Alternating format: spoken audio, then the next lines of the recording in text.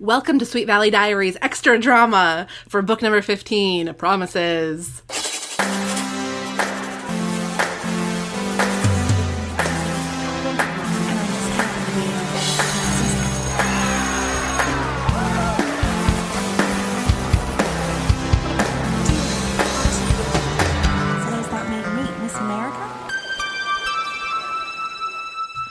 Hi, I'm Marissa Flaxbart, and I'm here with my guest, Callie Baker-Johnson. Thanks for joining me again. No problem. Glad to be here.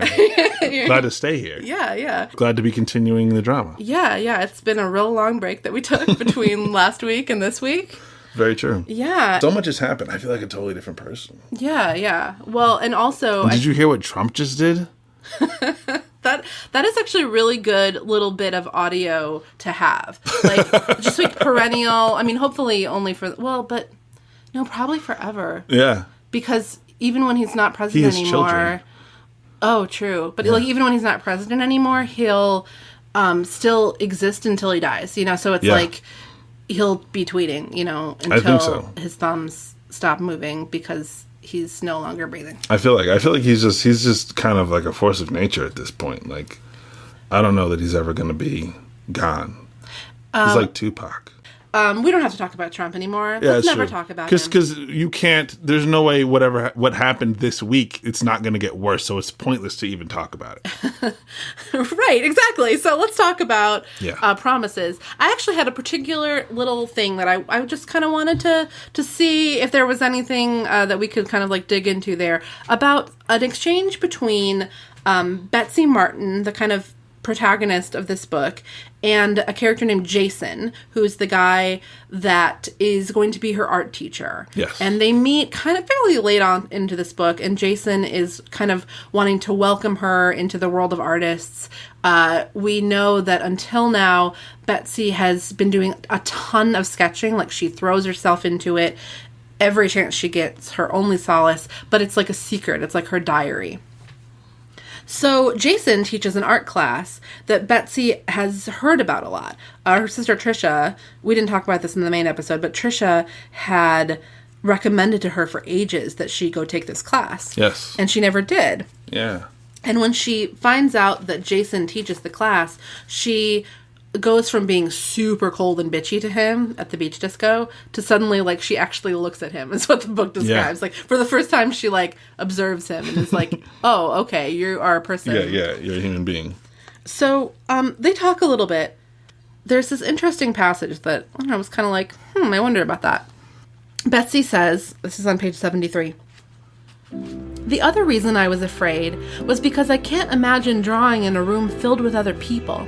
When I work, it's private." "I understand, Betsy," Jason replied. "What you put on paper can be very personal and revealing. But eventually, you've got to learn to share that part of you. That's what art is all about. It's a way of communicating." And, I mean, this book just kind of presents that as, like, that's how it is. And I was wondering about if you had any thoughts on that. I actually thought that was kind of a insightful moment. I actually thought, I don't know, I wasn't expecting to say that about a Sweet Valley High book, but like, yes, it's true. I think in a lot of ways the book kind of surprised me in a myriad of ways, but I think there's a long history of this discussion of what art is, but I think in its most simplest sense, I think it's about communication. What that means is maybe a bigger conversation. I mean, the reason that I brought this up with you is that you and I are both artistic people. We both, write and have this goal to kind of express ourselves and be able to share some meaning with the world through these various forms of expression. Yeah. Whether it's essays or screenplays or comic book. I think that I also, like, this resonated with me, what Jason says. But then I was thinking about how sometimes when we engage in an artistic act, like what Betsy does, it can be something that is sort of like therapeutic and for ourselves.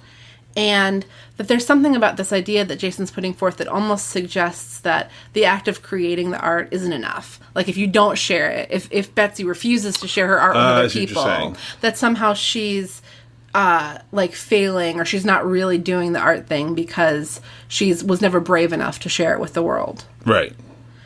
And while I think it would be a shame for Betsy or for someone with a gift of any kind, or like even anything to say at all, to not feel brave enough to share it with the world, like if she's using this as like her solace and that's enough for her, then I think that's okay.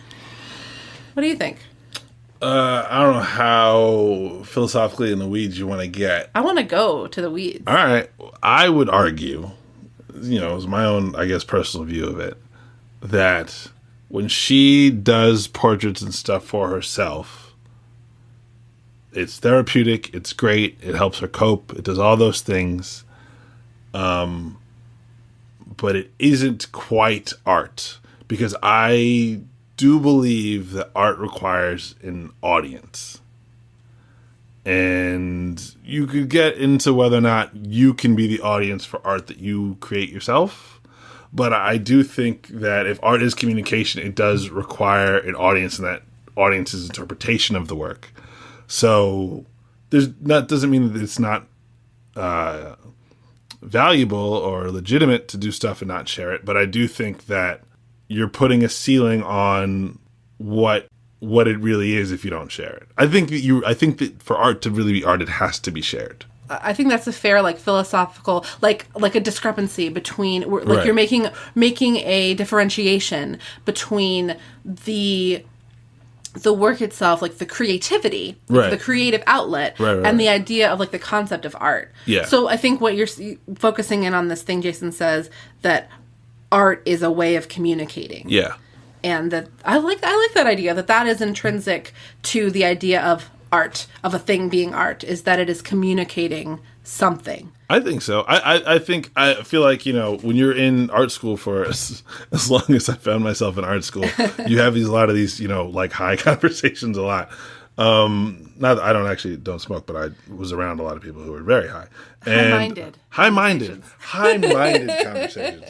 Yeah, we're both stone sober. Yeah, exactly. Right now. Yeah. But I think that if art is communication, then you need to be communicating something. I think the bigger question then becomes, if art isn't maybe beautiful, but ambiguous or unclear, is it less art? Is it ineffective? Is it I think there's all these other questions that come up with if you want to say if art is if the essence of art is communication, then how should art be judged? What does that mean that good art is? Yeah, but I think that's a harder, like a impossible question to answer. You're probably right. Because it's so subjective. Yeah. But I feel you like with the interest of that question, because I'm somebody, I really enjoy contemporary art, and I enjoy it even when I don't fully understand it because of the challenge. But I think that goes to the idea of communication. Right. You might hate looking at it. I might hate looking at it. Yeah. Sometimes art's supposed to tell you stuff you don't want to hear. Yeah. In terms of communication. And sometimes, difficult art does that mean it's better or worse if you don't want to hear what it's communicating, or you're uncomfortable with what it's communicating? But it's communicating something. It is. It's definitely by Jason's definition. Something. Yeah. And I think that, so I guess we could say that the argument that he's making to Betsy is that until you can find it in yourself to share what you're doing with other people, what you're doing is not exactly being an artist. It's, and the communication doesn't have to be like brilliant or wise necessarily. It just has to, like, the nature of communication is that there is, you can't have a communication with nothing, I really like what you just said, is that it's not, maybe it's not so much about whether what you make is art, but you are not an artist. Like, if you paint in your room and you don't leave the house and no one sees it, you're a painter, you're not an artist. You're not an artist until you are communicating. Mm-hmm. I like that. I like that. Oh, what I was going to say is, I thought the other thing you said that was really interesting is you said, you're not really communicating until you're brave enough to share the thing that is personal to you. Like, I don't know if they say brave in the book, but, like, I think that's another element of it, of, like... Betsy says that was one of the reasons she was afraid to go to the right, class. That's true. So I feel like that's sort of the converse of her being afraid, is that, like, right. she would be brave and do it. That's true. Is that something... I feel like, is that something that is tough for you? Do you write personal stuff and it's tough to be brave enough to put out the... I think that was this bigger struggle earlier on.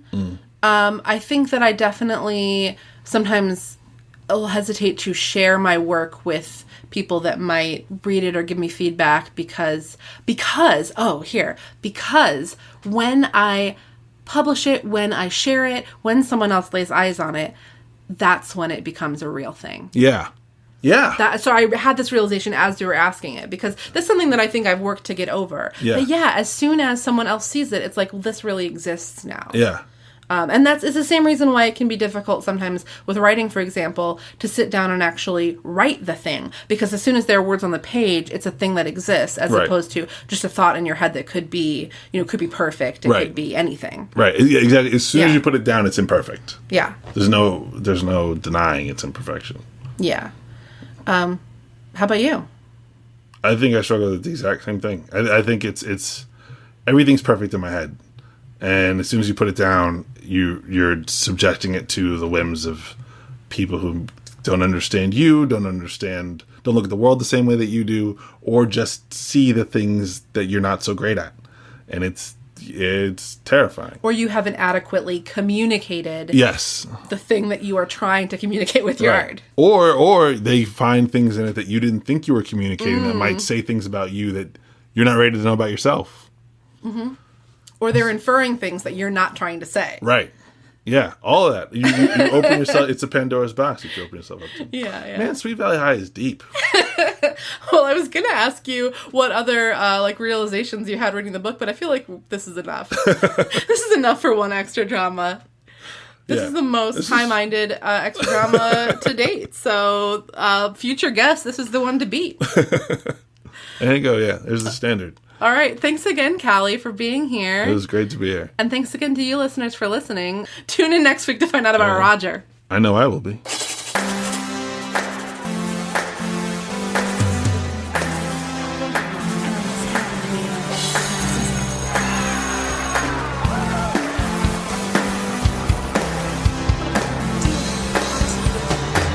does that make me Miss America? Next week we're going to find out about Roger Barrett, nay Barrett, now Roger Patman, and his, that's a spoiler?